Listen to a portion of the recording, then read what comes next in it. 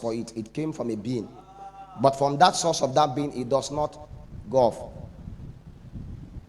I get the point now. Imagine how you are happy when light just comes. Imagine how everything depends upon this light to function. Just the natural light. Imagine how many things depend upon it to function. Then, like I told you there, imagine life without light. Natural light, just imagine. Have you been in a village before that there's no light? How frustrated it is. Imagine the kind of frustration how people can be without light. And this other light we're talking about is a greater light. The Bible speaks about those that sit in darkness saw a great light. There was a land upon which men dwell. And when they were in those lands, there was so much atrocity going on. But by the sea beyond Jordan, men saw a great light.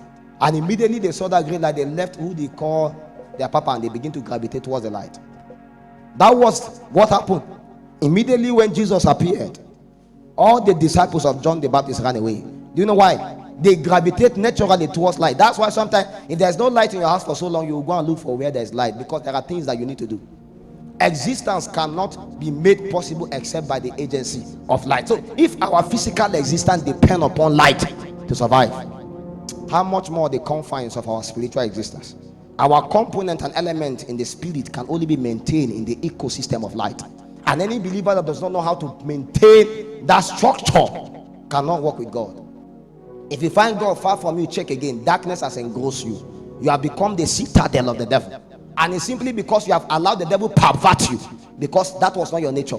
From eternity into time, you were shoot as a molecule of light into time. You were supposed to radiate light. But when you came, you were corrupted by the whispers of the dragon. From the Garden of Eden, the dragon whispers. The serpent always finds a way to enter, and from his cunning devices, he perverts the nature of man. And when the nature of man is perverted, by default, in themselves, they shut down the light that they carry. So men by themselves shut down light. When they shut down the light, so that the devil now begin to walk. Devil can't walk upon the face of the earth until there is darkness.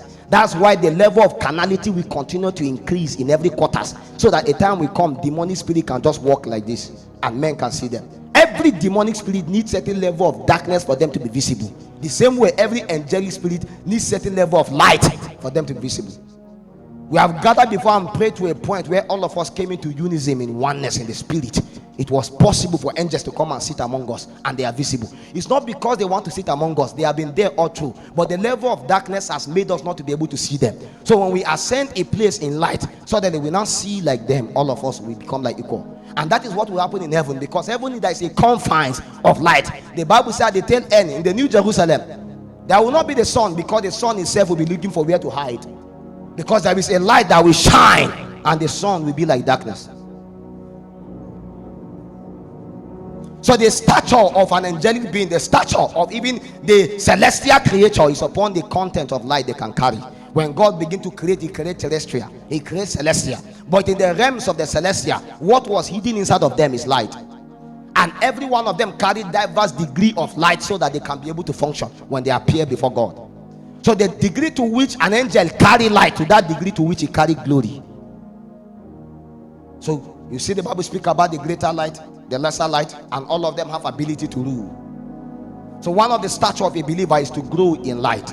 As you begin to grow in light, you grow more into the nature and conform to the character of God, because light has the ability to purge out every kind of darkness. And what the devil sees in you that makes him have a part in you is those impurity. No wonder Jesus said, the serpent, the devil came and found nothing of his own in me. So he was trying to look and see, is there something here that looked like where I'm coming from? And when he saw light. And the devil can't function in the confines of light. Our nature that make us do business is the confines of light. And that is why the texture of a believer is the light he can carry.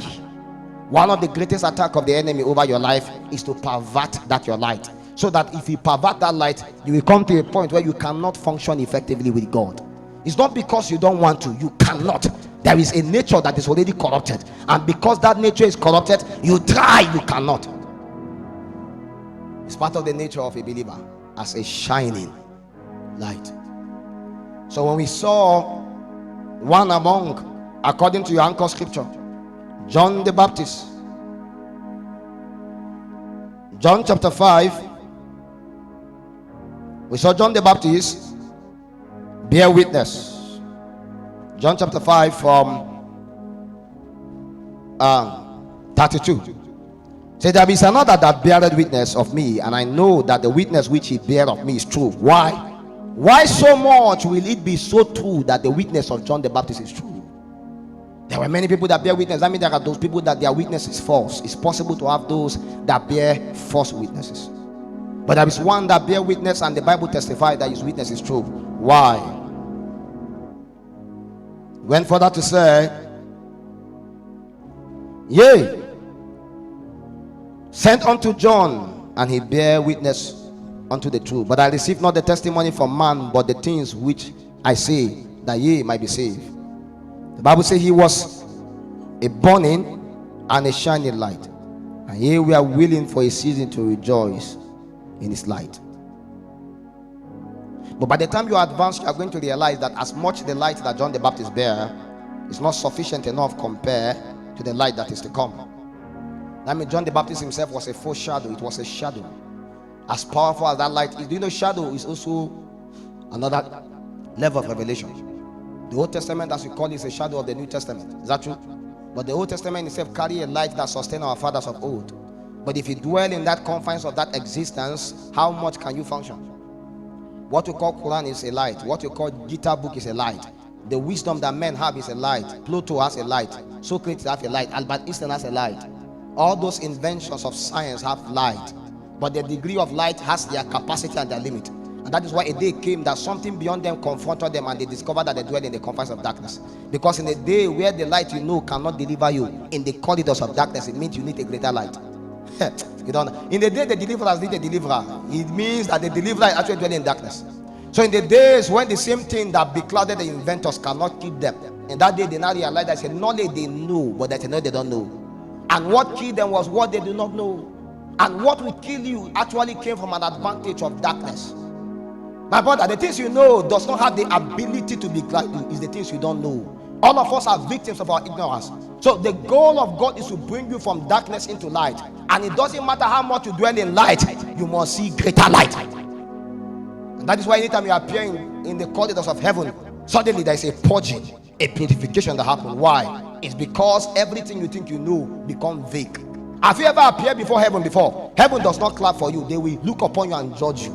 The reason why there is judgment is because from the mirror image of God, no matter how perfect you are, God sees some things that men cannot see.